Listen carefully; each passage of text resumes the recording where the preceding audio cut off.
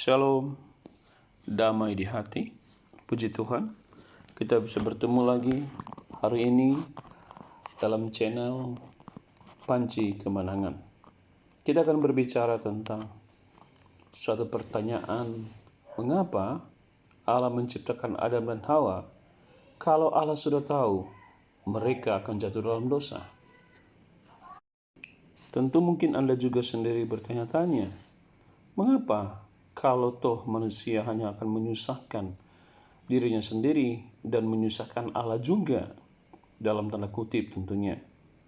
Saudara, dalam Kejadian 1 menjelaskan bahwa Allah menciptakan segala sesuatu dalam 6 hari dan semua dianggap sungguh amat baik. Di dalamnya ada manusia yang diciptakan segambar dan serupa dengan Allah, Kejadian 1 ayat 26. Dan segala ciptaannya demi kemuliaan Allah itu sendiri.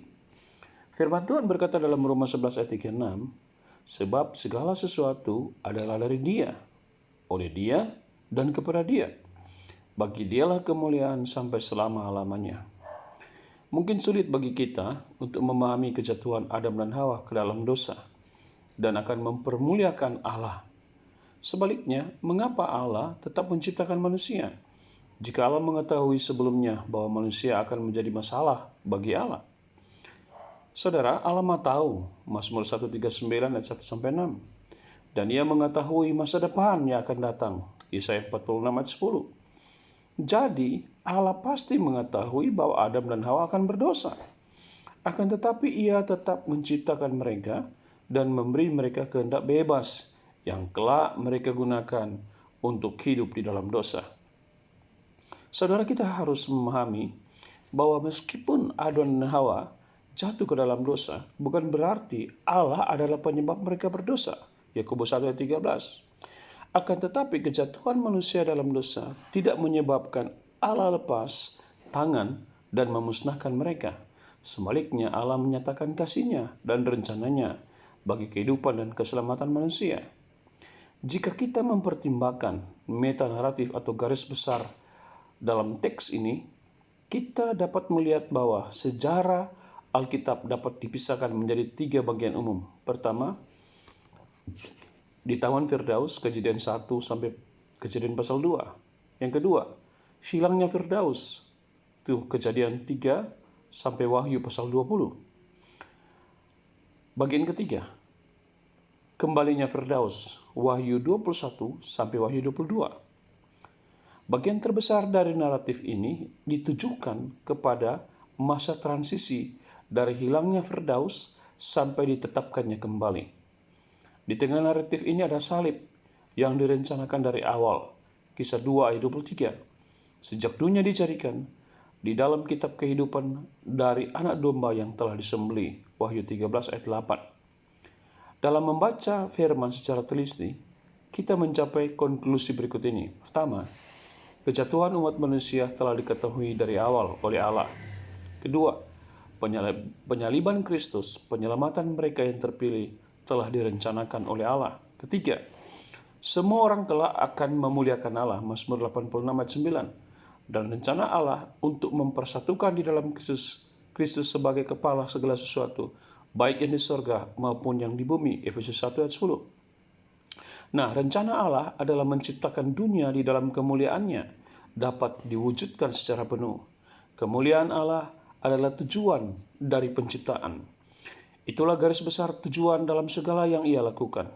Alam semesta diciptakan untuk mengungkapkan kemuliaan Allah, Mazmur 19 ayat 1. Dan murka Allah sedang terwujud di atas mereka yang tidak memuliakan Allah, Roma 1 ayat 23. Dunia yang mempertunjukkan kemuliaan Allah adalah dunia yang kita diami, dunia yang terjatuh dalam dosa, dunia yang diselamatkan, dunia yang dipulihkan kepada kesempurnaan sebagaimana sejak penciptaan.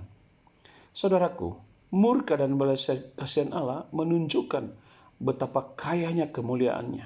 Tetapi kita tidak dapat melihat keduanya itu tanpa kejatuhan manusia dalam dosa. Kita tidak pernah akan mengetahui tentang belas kasihan Allah jika kita tidak pernah memerlukan belas kasihannya. Jadi, semua rencana Allah, termasuk jatuhnya manusia dalam dosa, pemilihan bangsa Israel, penyelamatan dan penebusan dosa umat manusia, menggenapi untuk semua rencana bagi kemuliaan Allah sendiri. Manusia telah jatuh ke dalam dosa. Belas kasihan Allah dinyatakan karena Allah tidak langsung membunuh mereka di saat itu juga. Belas kasihan Allah terwujud ketika Ia menciptakan penutup bagi tubuh manusia yang jatuh dalam dosa. Kejadian 3:21. Kesabaran dan kesetiaan Allah juga ditunjukkan ketika di kemudian waktu manusia terjerumus dalam dosa.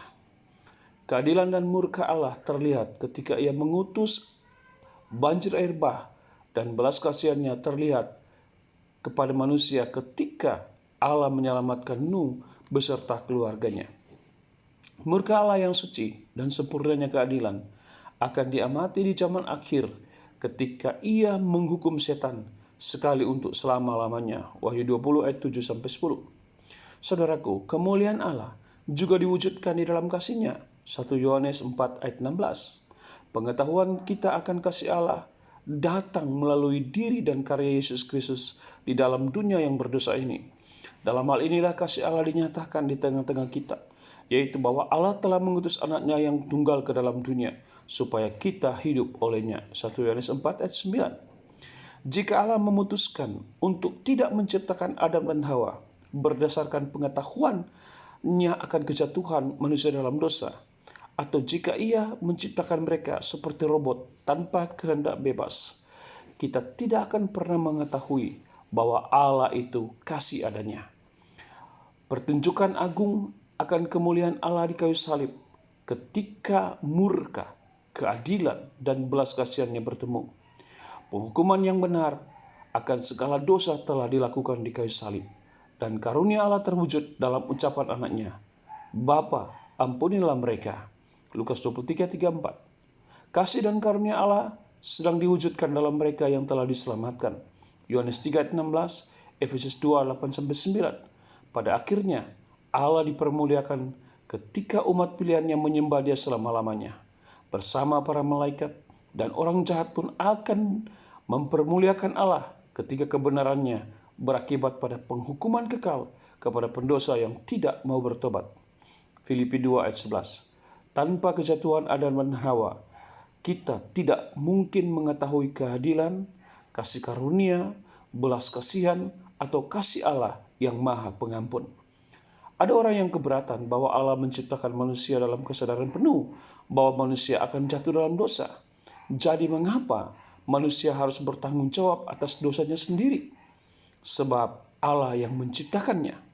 Jawaban terbaik dapat ditemukan dalam pengakuan iman Westminster yang berkata, Allah dari kekekalan melakukan berdasarkan hikmat dan kebijaksanaan yang kudus, secara bebas dan tanpa berubah menetapkan segala sesuatu yang terjadi. Akan tetapi, karena Allah bukanlah penyebab dosa ataupun penyebab kekacauan kepada ciptaannya. Dalam kata lain, Allah menetapkan peristiwa di masa depan dengan cara khusus di mana kebebasan dan hukuman lain masih tetap dipelihara. Para teolog menjuluki ini pertepatan keserasian, kehendak Allah yang berdaulat berjalan bersama kehendak bebas kita dengan suatu cara di mana pilihan kita terjadi beriringan dengan pemberlakuan kehendak Allah. Ini adalah interaksi yang rumit di antara kehendak dan pilihan, tetapi Allah Sang Pencipta dapat mengarungi kerumitan apapun itu. Allah telah mengetahui kejatuhan Adam dan Hawa, tetapi Ia tetap menciptakan mereka menurut rupanya untuk mempermuliakan dirinya sendiri. Manusia diberi kebebasan untuk membuat pilihan, meskipun mereka memilih untuk tidak taat. Pilihan mereka digunakan Allah sebagai cara di mana kehendaknya digenapkan dan kemuliaannya dipertunjukkan, agar manusia tahu Allah bertanggung jawab terhadap penciptaannya. Saudara-saudaraku, demikian firman Tuhan yang kita bahas hari ini. Mengapa Allah menciptakan manusia kalau Dia tahu manusia akan jatuh dalam dosa? Tetapi di sana Allah menunjukkan kasih-Nya kepada manusia. Amin. Tuhan Yesus memberkati.